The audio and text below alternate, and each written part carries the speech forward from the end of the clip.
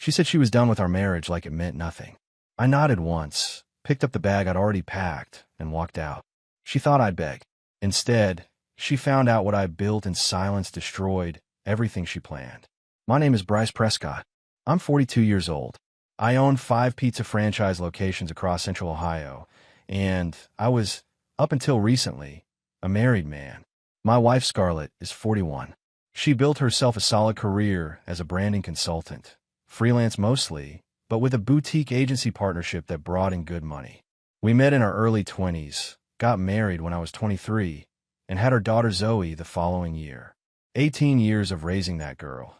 And then one August morning we drove her to Columbus, helped her move in her dorm, hugged her in a parking lot that smelled like fresh asphalt and new beginnings, and drove home in almost complete silence. I thought the quiet in the car was just the natural weight of that moment. Zoe was our kid. Watching her walk away with a laundry basket and a mini fridge was hard for both of us. Or so I thought. By the time we pulled back into our driveway in Westerville, something had already shifted in Scarlett. I couldn't name it that night. But looking back now, I can see it clearly. She walked into the house, set her purse on the counter, and exhaled, long and slow, like she'd been holding her breath for years and had finally been given permission to let it go. I noticed it over the following 2 weeks. Small things at first. She started leaving the house earlier in the mornings without saying where she was going. She began taking her phone into the bathroom, which she'd never done before in 19 years of marriage. She bought new clothes. Not the kind she wore to client meetings, but the kind you buy when you want to feel like a different person. A younger person. A freer one. The evening it really hit me, I was sitting at the kitchen table going over expansion projections for a potential 6th location in Dublin. Scarlett walked through the front door at 9:15. She smelled like a restaurant I didn't recognize. She said she'd been at a client dinner. I asked which client. She said it was someone new and walked upstairs without elaborating. I sat there with my spreadsheets and listened to the sound of her footsteps above me. Something in my gut twisted. Not jealousy exactly. More like the slow, sick feeling you get when you realize a problem you've been ignoring has gotten much bigger than you thought. The next morning, I told myself I was being paranoid. This was Scarlett.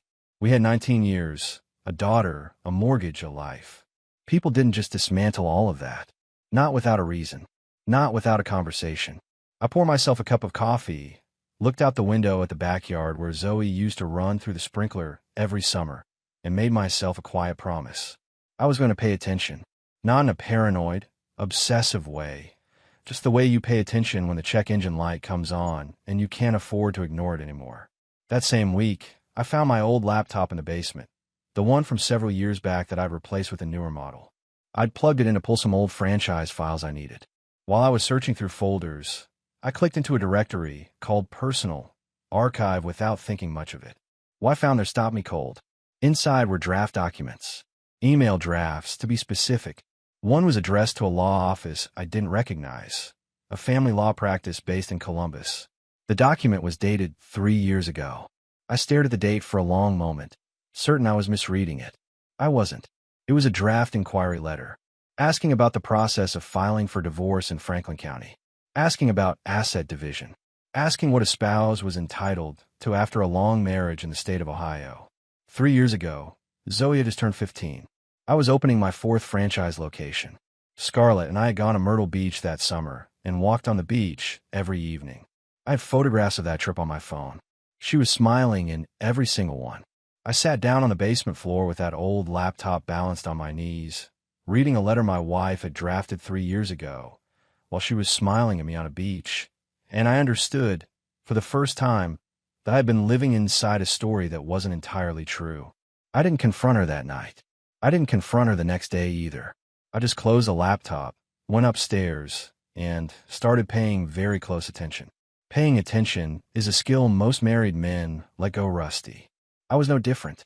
For years I'd operated on autopilot, franchise meetings, payroll reviews, supplier calls, home for dinner, sleep, repeat. It's not that I stopped caring about Scarlett. I just stopped looking closely.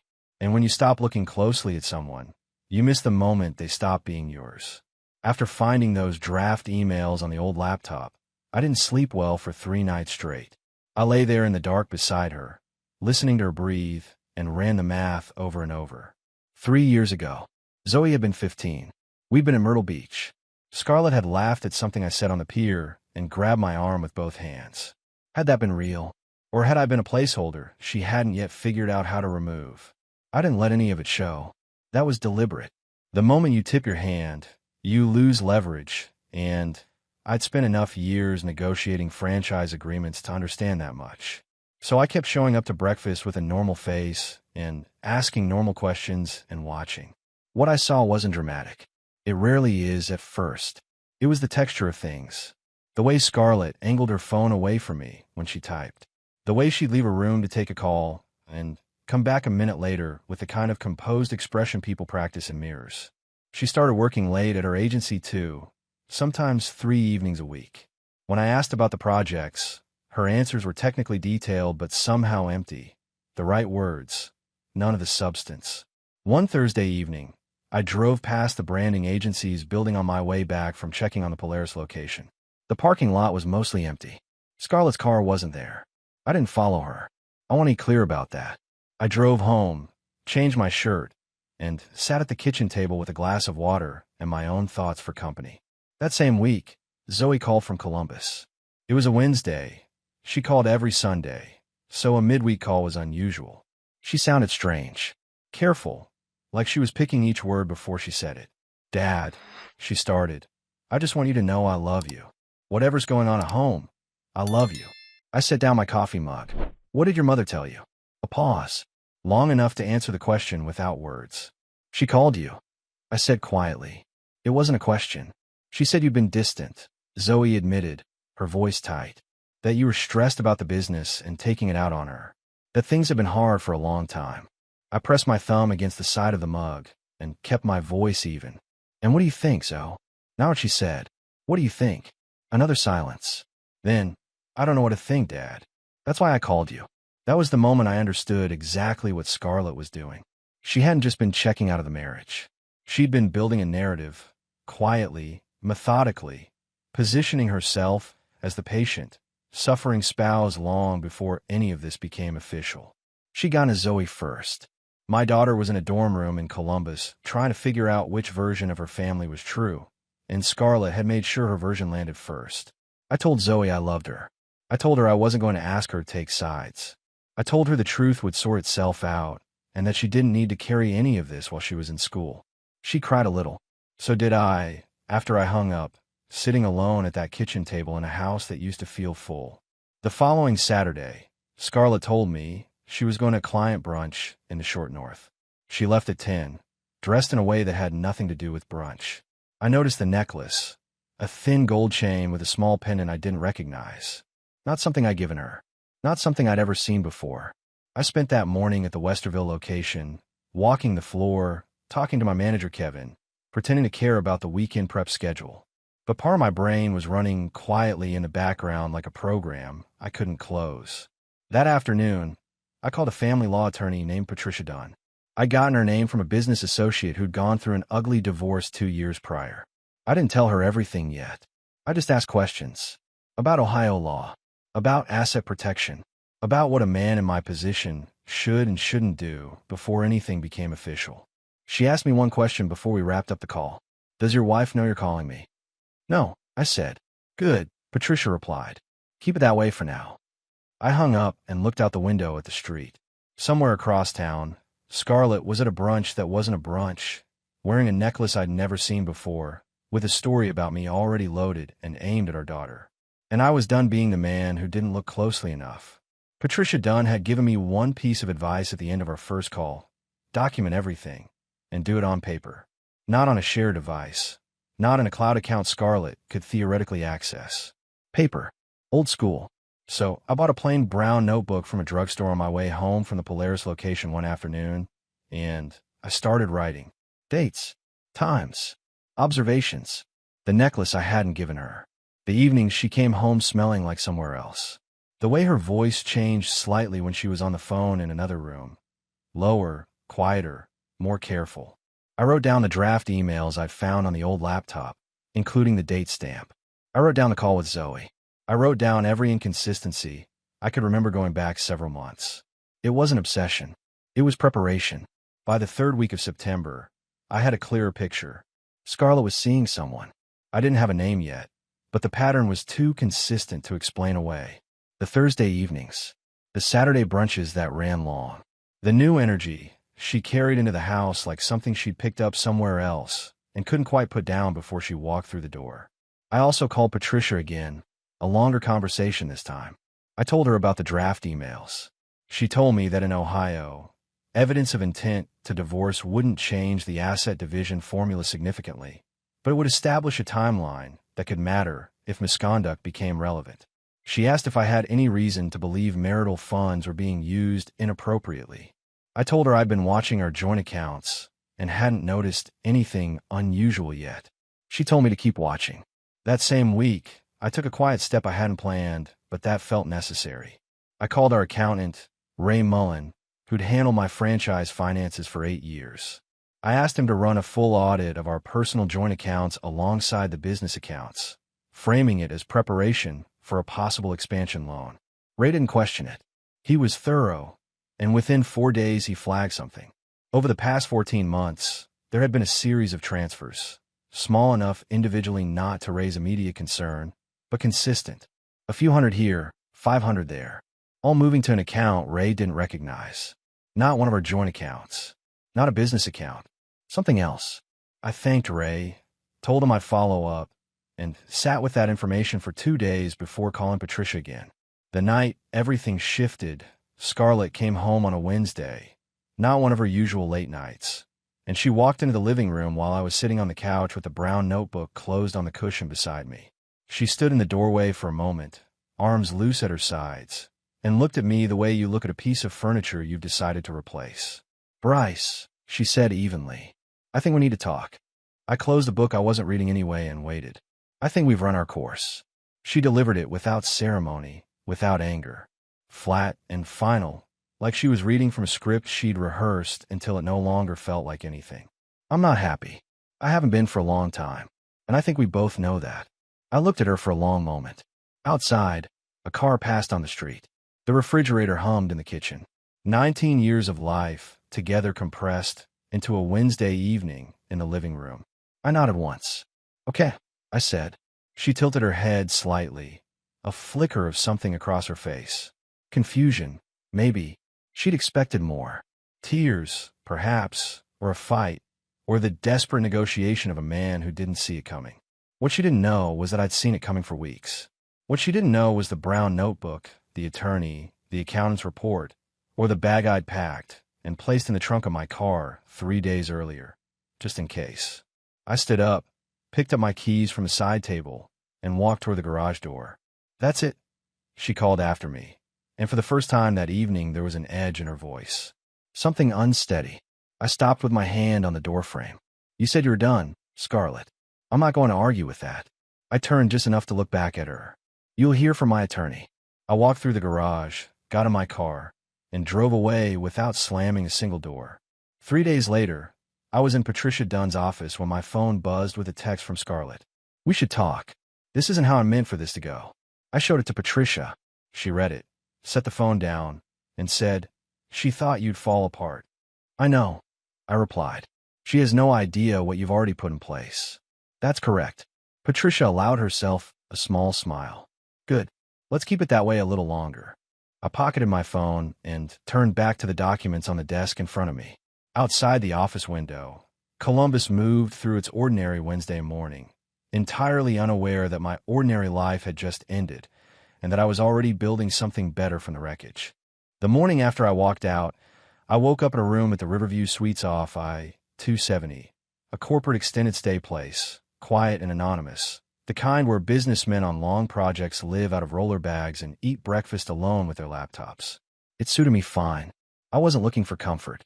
I was looking for space to think clearly, and for the first time in months, I had it. I ordered coffee from the lobby, spread Ray Mullen's account summary across the small desk, and went through every line. The transfers had been going on for 14 months. The total, when I added it up carefully, came to just over $22,000. Not a catastrophic number on its own, but $22,000 moved quietly out of a joint account without a word of explanation is not a small thing. It's a deliberate thing. It tells you something about the planning that went into what was happening. I called Patricia at 9 sharp. The transfers total 22,000. I told her. 14 months. Consistent amounts, irregular timing. Probably designed to avoid pattern recognition. Do you know where the money went? Ray traced it to an account opened under her maiden name. A pause on Patricia's end. Then, she opened a personal account under her maiden name during the marriage. 14 months ago. I confirmed. Bryce, that's not impulsive. That's a strategy. I already knew that. What I needed from Patricia was to understand what it meant legally and what I could do about it. She walked me through it. In Ohio, marital funds diverted unilaterally during a marriage are subject to recapture in divorce proceedings. It wouldn't be simple, but it wasn't untouchable either. The documentation Ray had already pulled would form the backbone of that argument. After the call, I drove to my Westerville location. I needed to move, needed the familiar rhythm of walking a floor and talking to people I trusted. My manager Kevin was opening up when I arrived, counting the morning till with the focused calm of a man who'd been doing it for years. You look like you haven't slept, he observed without looking up. I haven't much, I admitted.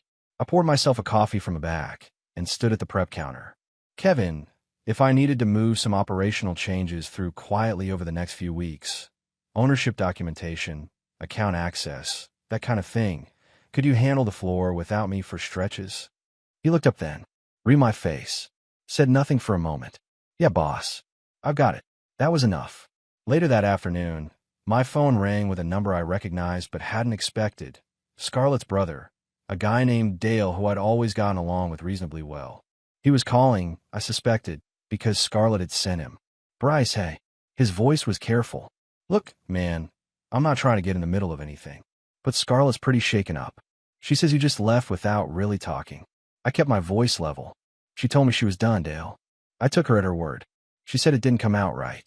She says she wants to actually sit down, and she had 19 years to sit down.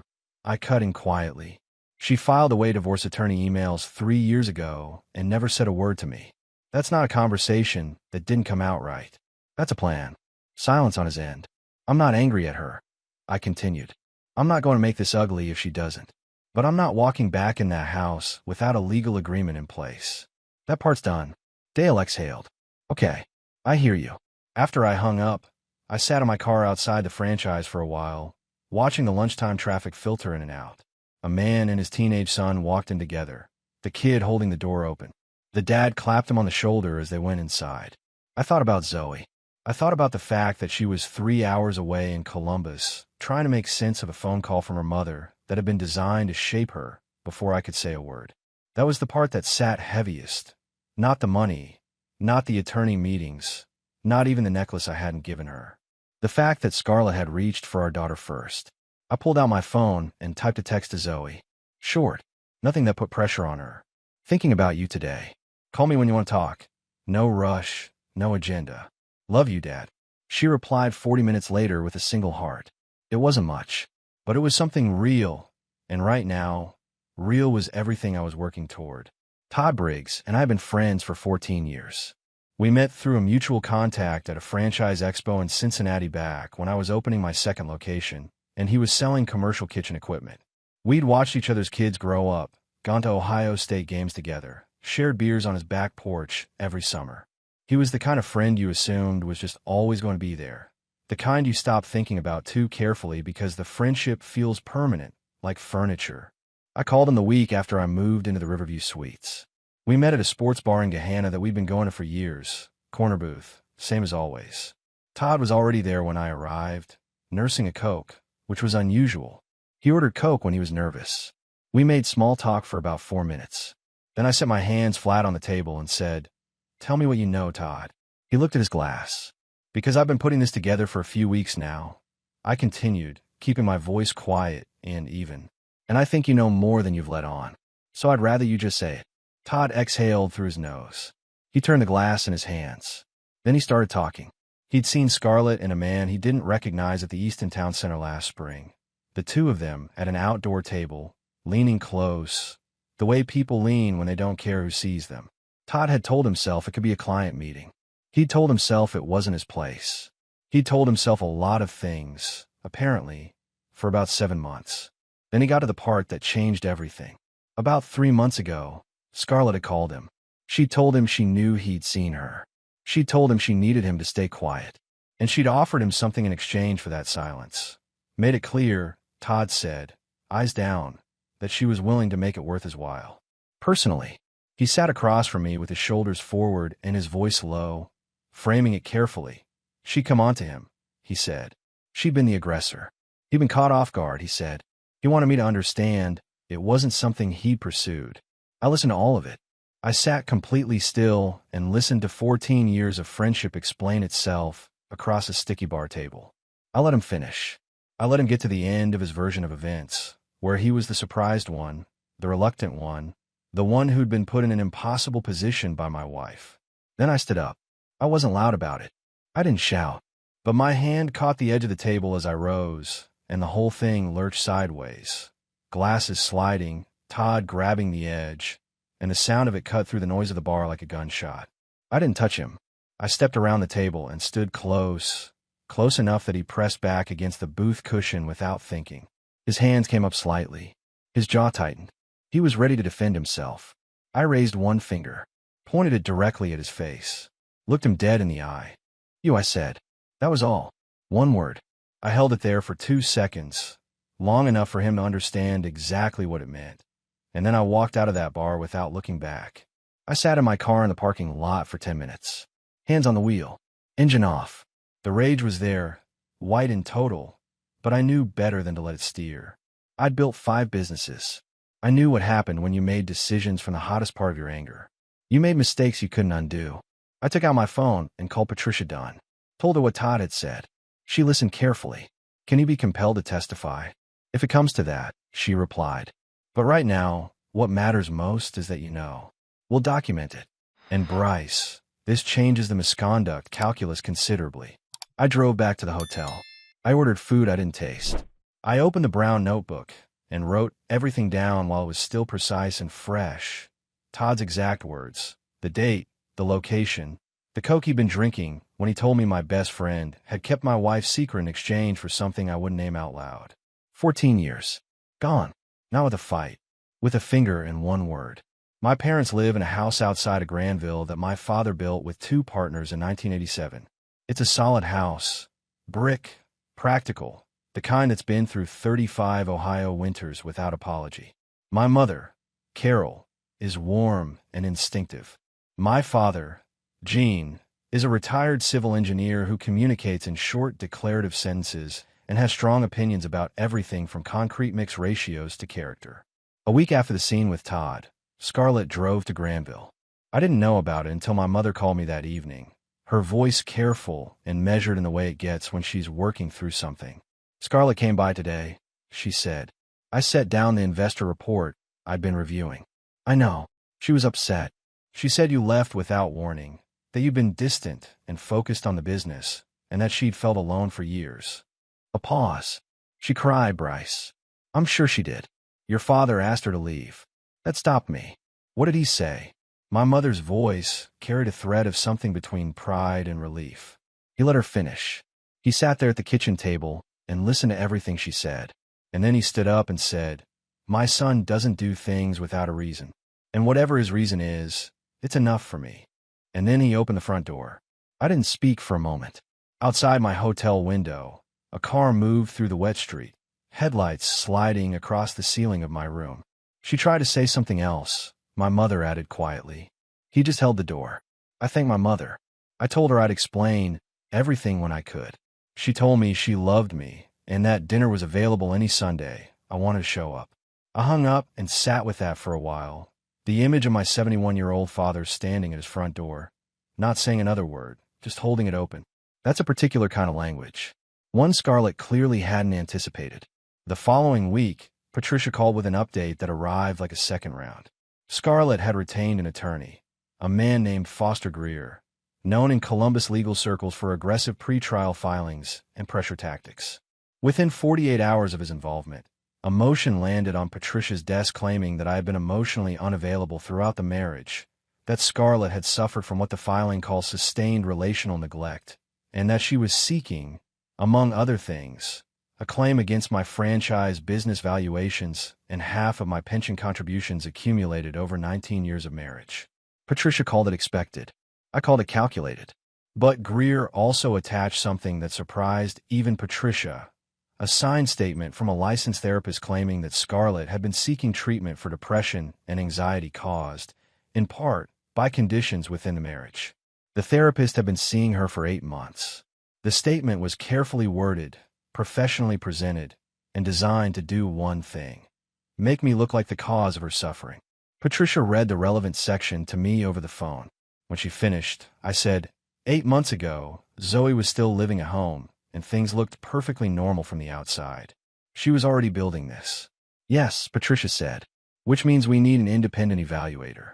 Someone with no connection to either of you who can review the marriage timeline objectively. She paused. It won't be fast, but it'll matter. Set it up, I said. That evening I drove to Worthington and walked through the neighborhood where Scarlett and I used to take evening walks before everything got complicated. I wasn't feeling sentimental. I walked there because I needed to move, needed air, needed to be somewhere that wasn't a hotel room or a law office. I walked for 40 minutes, hands in my pockets, watching other people's lit windows pass by. The pension number Patricia had quoted sat in the back of my mind. 19 years of contributions. A number that represented not just money, but decisions. Vacations I hadn't taken, upgrades I hadn't made, mornings I'd gone in before sunrise because building something real required that kind of consistency. Scarlett wanted half of it. A therapist's letter and an aggressive attorney were her tools. Fine, I thought. I had tools of my own. Patricia Dunn had a saying she used when a case started generating paperwork faster than either side could manage. The truth lives in the documents. By the 3rd week of October, I understood exactly what she meant. Foster Greer's office had filed 4 separate motions in 11 days. The first challenged the valuation methodology Patricia's team intended to use for the franchise locations. The second requested full disclosure of all business accounts going back 7 years. The third was a petition for temporary spousal support during proceedings. Scarlett, apparently, had decided that her branding consulting income wasn't sufficient to maintain her current lifestyle while we sorted out 19 years of shared assets. The fourth, the one that took me a full evening to process, was a formal challenge to our prenuptial agreement. Scarlett claimed she'd signed it under duress, that I'd introduced it 10 days before the wedding, and that she'd felt pressure by the timing and circumstance. What she apparently forgot, or chose to ignore, was that her attorney at the time, a woman named Gloria Fisk out of Dublin law firm, had reviewed every clause and signed off on the document with a notarized certification that Scarlett had entered the agreement freely and with full understanding of its terms. I called Patricia the morning after reading Greer's filing. She's claiming duress, I said. I read it last night, Patricia replied. It won't survive contact with Gloria Fisk's notarization record. But Greer knows that. He's not filing this to win it. He's filing it to slow us down and increase your legal costs. Standard pressure tactic. So we respond and move on. We respond thoroughly, document the original process completely, and yes, we move on. A pause. I do want to flag something else. Greer's business account disclosure request is broad enough to pull your franchise operational records into the proceeding in a way that could complicate the asset valuation timeline. I thought about that for a moment. What do you need from me? Your accountant, your franchise agreements, and about 4 hours on Saturday. Ray Mullen came in on Saturday morning. We spread everything across Patricia's conference table. 7 years of franchise financials, the original formation documents for each location, my personal investment records, and Ray's analysis of the marital account transfers. Patricia's associate, a precise young man named Garrett who spoke in complete sentences and never seemed to blink, took notes throughout. By early afternoon, we had a clear picture of what Greer could access and what was protected, and more importantly, we'd identified 3 additional transfers from the joint account that Ray hadn't flagged in his initial review. Small amounts, but consistent with the pattern. The total, revised, was just over $26,000. I drove from Patricia's office to my Dublin location, the one I'd been considering as a template for the 6th franchise. I walked the floor, talked with the afternoon shift, approved a menu adjustment my manager had been requesting for 2 months. Normal things. Necessary things. Then I sat in the back office and opened my phone. There was a text from Scarlett. The third that week. Bryce, I think we should talk before this gets worse. I didn't want it to go this way. I stared at it. Then I forwarded it to Patricia with a single line. Another one. Same pattern. Patricia replied within minutes. Document and ignore. She's feeling the pressure. I put the phone in my pocket and went back to the floor. That evening, I drove to my parents' house in Granville for the first time since everything started. My mother had made a pot roast, the kind that takes all day, the kind she made when she wanted to say something without words. My father, Gene, was in the garage when I pulled up, doing something unnecessary to a perfectly functional lawnmower. He looked up, gave me a single nod, and went back to what he was doing. We ate dinner mostly in silence. My mother talked about the garden, about a neighbor's new fence, about a recipe she'd found that she thought might work as a Thanksgiving alternative. My father ate and listened and said very little. After dinner, I helped with the dishes, and when my mother went to fold laundry, my father poured 2 coffees and set one in front of me without being asked. He sat down across from me, looked at his mug for a moment. That woman came here, he said. Not angry, just factual. I know, Dad. Mom told me.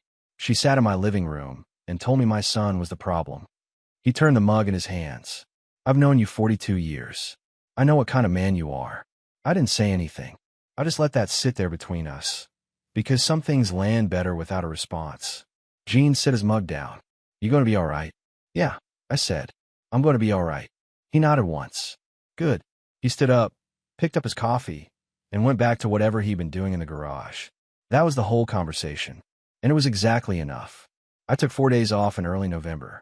Not a vacation. I'm not sure I was capable of a vacation in the traditional sense at that point.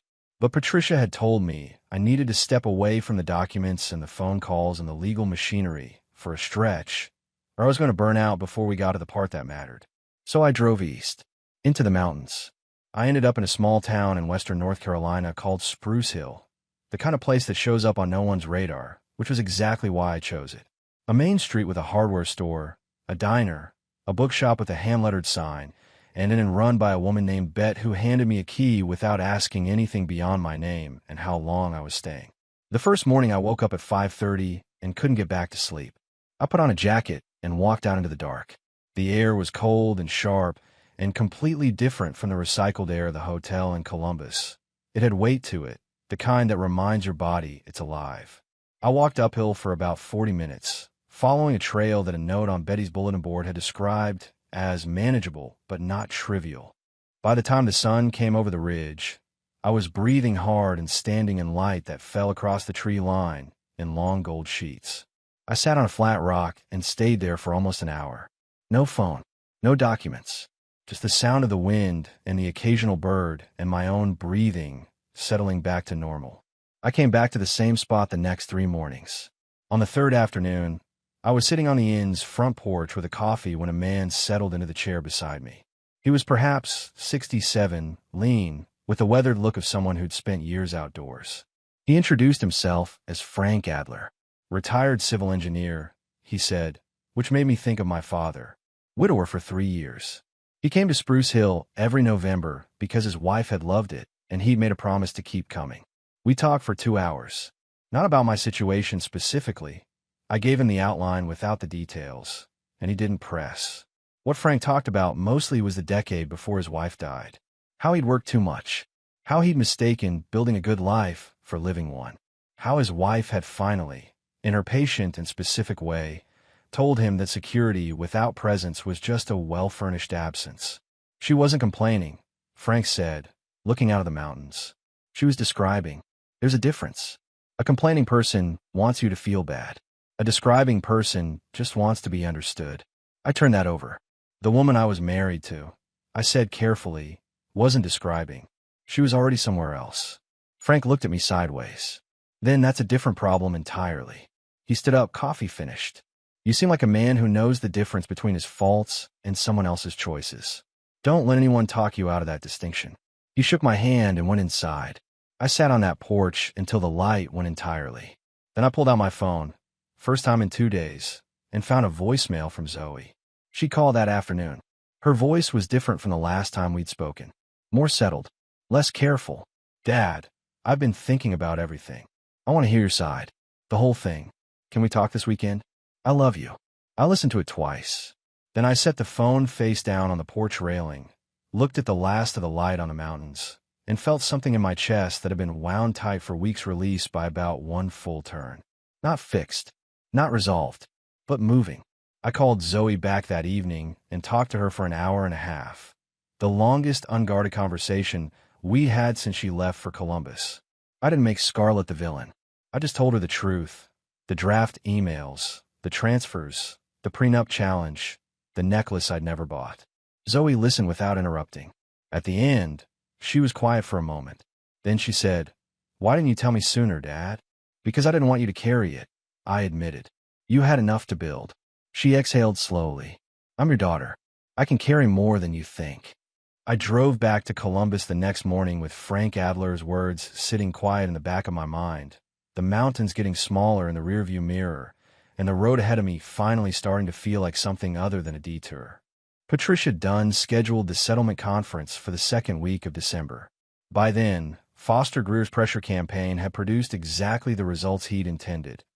A mountain of paperwork for postponed hearings, and a legal bill that made me grateful I'd spent 15 years building businesses instead of spending what they earned. What Greer hadn't anticipated was that none of it had moved me an inch. We met in a conference room on the 14th floor of a downtown Columbus building, Patricia and I on one side, Greer and Scarlett on the other. It was the first time I'd seen Scarlett in person since the night I walked out of our house. She looked composed, polished. She was wearing a charcoal blazer and had her hair done the way she did when she wanted to project control. She didn't look at me when I sat down. Greer opened by restating their position. The prenup was invalid. The franchise assets were marital property subject to 50-50 division. The pension contributions were fully divisible, and Scarlett was entitled to 36 months of spousal support, given the length of the marriage and her contribution to the household. Patricia let him finish. Then she opened her folder and began. She presented Ray Mullen's revised financial analysis, the $26,000 in unilateral transfers, documented, dated, and traced to an account opened under Scarlett's maiden name. She presented the original prenup with Gloria Fisk's notarization and certification record, which dismantled the duress claim before it could draw breath. She presented the independent business valuations, which established that all 5 franchise locations had been built through my direct operational labor and entrepreneurial risk, assets that predated the marriage's deterioration and reflected my specific expertise, not passive marital investment. Then Patricia set the draft emails on the table, the ones from 3 years ago, addressed to a family law firm, asking about divorce in Franklin County. Greer had seen them before in Discovery, but seeing them laid on a conference table across from his client had a different effect. Scarlett's composed expression didn't break. She was too controlled for that. But something behind her eyes flickered and went still. Your client, Patricia said evenly, began planning the dissolution of this marriage while the couple was on a family vacation in Myrtle Beach, while attending their daughter's school events, while celebrating holidays in a home my client maintained and funded. We're not here to litigate motive, but we are here to ensure that preparation is not rewarded with a settlement that treats 19 years of documented deception as irrelevant. Greer conferred with Scarlett in a low voice for 2 minutes. Then they came back with a revised position. The prenup challenge was dropped. The franchise valuation argument was substantially reduced. Scarlett would retain the marital home and its equity. The pension contributions would be split, but calculated from the date of documented planning rather than the date of separation, a distinction that mattered significantly. Spousal support was reduced to 18 months. It wasn't a perfect outcome. The pension split still cost me a real number, but the marital home was hers, which meant I didn't have to see it again. The businesses were mine, intact. The transfers were ordered repaid through the settlement calculation, and Scarlett's attorney's pressure campaign had produced exactly nothing that stuck. Patricia and I shook hands in the elevator afterward. She said I'd been a good client, prepared, disciplined, and she used a word I appreciated: clear. She said clients who knew what they wanted and stayed anchored to it made her job possible. I drove directly from the attorney's office to the Dublin location, ordered a coffee from my own counter, sat with it in a corner booth for 20 minutes while the lunch rush moved around me. People ordering food, paying, talking, going about their ordinary Wednesday. I sat in the middle of all of that and let the resolution settle into something I could carry forward rather than back. That evening I called Zoe. She answered before the second ring. "How did it go?" "It's done," I said. A pause. Then, quietly, "Dad, I'm so sorry I didn't call you sooner. When she called me that first time, I should have known better. You were 3 weeks into college," I said. "You were doing exactly what you were supposed to be doing. Don't carry that."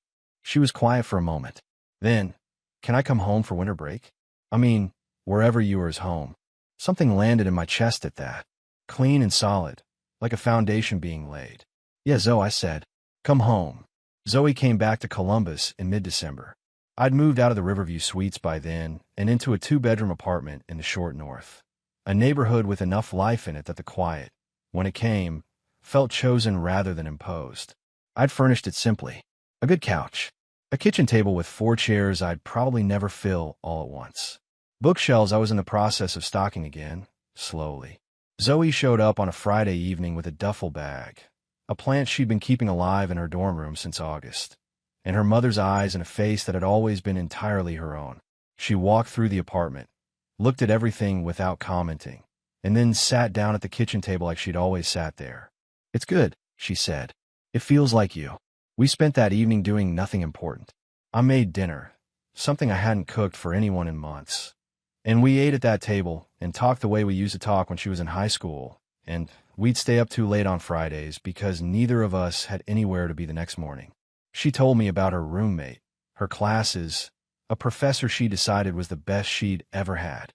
I told her about the Dublin expansion moving forward and about Spruce Hill and Frank Adler and what he'd said about distinguishing someone's faults from someone else's choices. She listened to all of it. Then she said, "Are you going to be okay, Dad?" "Really?" I thought about that question honestly before I answered. "Yeah," I said. "I really am." She looked at me, for a moment, the way perceptive people look at you when they're deciding whether you're telling the truth. Then she nodded, apparently satisfied. 4 months after that December, the divorce was finalized. Scarlett had the house. I had the businesses. The settlement held. Blaine Coster, I learned through a mutual contact, had ended things with Scarlett sometime in January. Apparently, the complications of the divorce proceedings had made the relationship inconvenient. Scarlett relocated to a smaller place in Clintonville. I heard she'd taken on more freelance clients. I didn't look further into it than that. Todd Briggs called once in January, and I let it go to voicemail. He left a message that was mostly about explaining himself. I deleted it without finishing it. 14 years of friendship ended not with a confrontation or a dramatic final reckoning, just a deleted voicemail and a contact removed from a phone. Some things don't deserve ceremony. The 6th franchise location opened in Dublin in late March. Kevin ran the floor at the Westerville location like it was his own, which was exactly what I needed. Ray Mullen called to tell me the first quarter numbers were the strongest I'd posted in 3 years. On a Saturday in April, Zoe drove up from Columbus with a friend, just for the day, just to walk around and have lunch. We ended up at a small place on High Street with outdoor seating and too many plants hanging from the ceiling. We ordered more food than we needed and ate slowly and talked about nothing in particular. At one point, Zoe said, completely unprompted, "I'm glad you didn't fight for the house, Dad. It always felt more like hers than yours." I thought about that. "You might be right. This version of you seems more like yours," she said, and went back to her food without making a production of it. That was enough, not in some neat, concluded, final chapter kind of way. More like the feeling after you've finished a long drive you weren't sure you could make. The road behind you is real. The destination is in front of you, and you're still driving. The Dublin location was full that Saturday evening. I stood at the back, watching the floor run the way I'd built it to run, thinking about the next one. Because there was always a next one. That was the thing about building something real. You never actually finished. You just kept going, and the going itself became the point.